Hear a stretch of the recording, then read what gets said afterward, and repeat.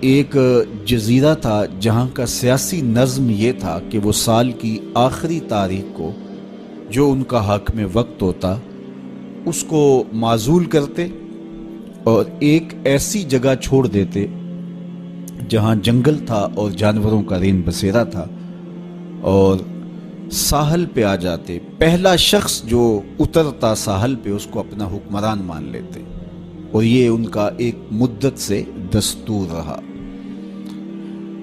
جو بھی تخت نشین ہوتا وہ بھول جاتا کہ سال کے بعد میرے ساتھ یہ کیا کریں گے، اور بلا تعامل وہ اعزاز و تکریم اور وقار کے ساتھ مسند نشین ہو جاتا اور عیش و عشرت کرتا۔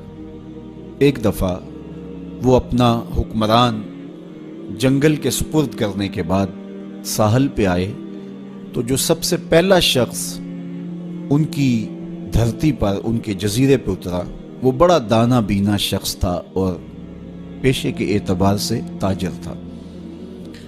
تو انہوں نے اسے کہا کہ تم آج کے بعد ہمارے حکمران ہو۔ اس نے کہا میں تو تاجرانہ غرض سے آیا ہوں، میں تو اصول سلطنت کو، امور حکومت کو جانتا ہی نہیں ہوں۔ انہوں نے کہا یہ ہمارا دستور ہے، اور ساری کہانی سنائی کہ ہم سال بھر تخت پہ بٹھائے رکھتے ہیں، سال کی آخری تاریخ کو وہاں سے اٹھاتے ہیں اور دوسری جانب ایک جنگل ہے جہاں ہم اس کو پھینک آتے ہیں۔ تو یہ ہمارا ضابطہ ہے، تم نہیں بھی مانو گے تو ہم زبردستی تخت پہ باندھ کے بھی بٹھانا پڑا تجھے بٹھائیں گے۔ تو جب وہ مصر ہوئے تو اس نے کہا کہ مجھے یہ بتاؤ کہ سال بھر میری بات ماننے کے لیے تو آمادہ ہو گئے؟ انہوں نے کہا کیوں نہیں، ہم سال بھر آپ کی بات ماننے کے لیے آمادہ ہوں گے۔ اس نے کہا ٹھیک ہے، میں تمہارا حکمران بننے کے لیے تیار ہوں۔ ہوتا یہ تھا جو تخت نشین ہوتا وہ بھول جاتا کہ سال کی آخری تاریخ کو میرے ساتھ کیا ہونے والا ہے۔ یہ پہلا شخص تھا، تخت نشین ہوتے ہی اس نے کہا کہ بلدیہ کے ملازمین بلائے جائیں، بلائے گئے۔ کہ فوج کے کمانڈوز بھی بلائے جائیں، وہ بھی بلائے گئے۔ اس نے ان کو کہا کہ تم جاؤ جنگل میں جہاں بادشاہوں کو پھینک کے آتے ہو اور وہاں کے موذی جانوروں کو کاٹ دو۔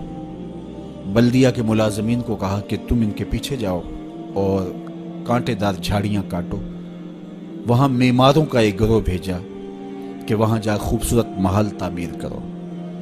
وہاں پھلدار، پھولدار، سایہ دار درخت لگوانے شروع کر دیے، اور پورا سال اس جنگل کو کٹوانے، اس کے موذی جانور قتل کروانے، وہاں محل تعمیر کروانے، پھلدار، پھولدار، ثمر بار درخت لگانے میں حکومتی مشینری کو لگائے رکھا۔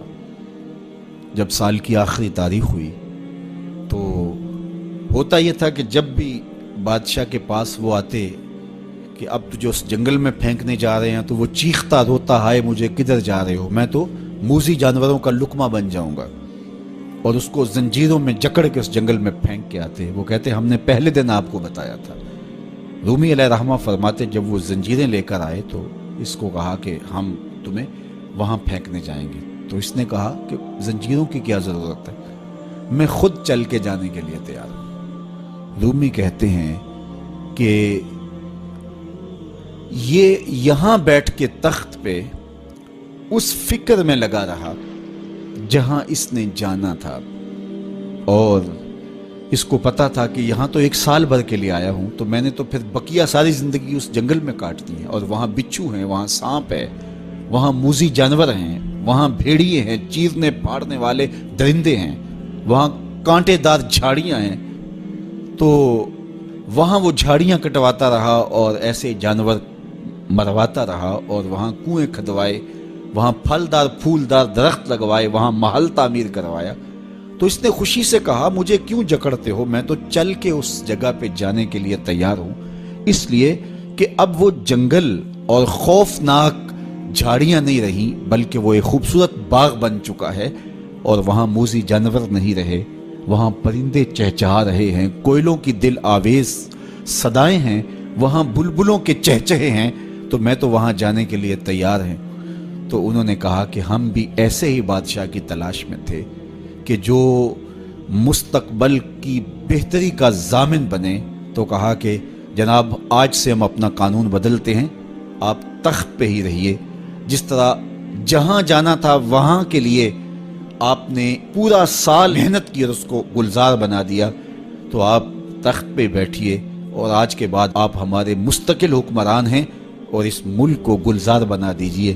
رومی فرماتے ہیں جس طرح وہ شخص تخت پہ بیٹھا اور تخت پہ بیٹھ کے اس کو فکر وہاں کی لگی رہی جہاں اس نے مستقل جا کے رہنا تھا، کہا کافر دنیا کے تخت پہ عیش و عشرت کرتا ہے اور وہ بھول چکا ہوتا ہے کہ میں نے بالآخر کہاں جانا ہے۔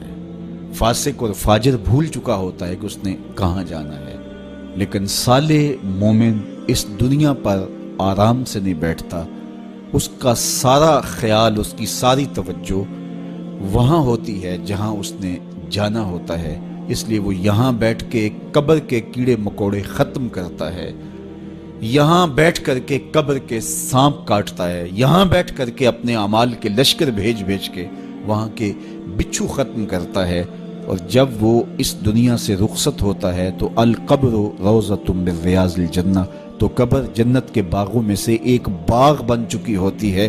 تو میرے رب نے کہا کہ ہر جان یہ دیکھے اس نے آنے والے کل کے لیے آگے کیا بھیجا ہے۔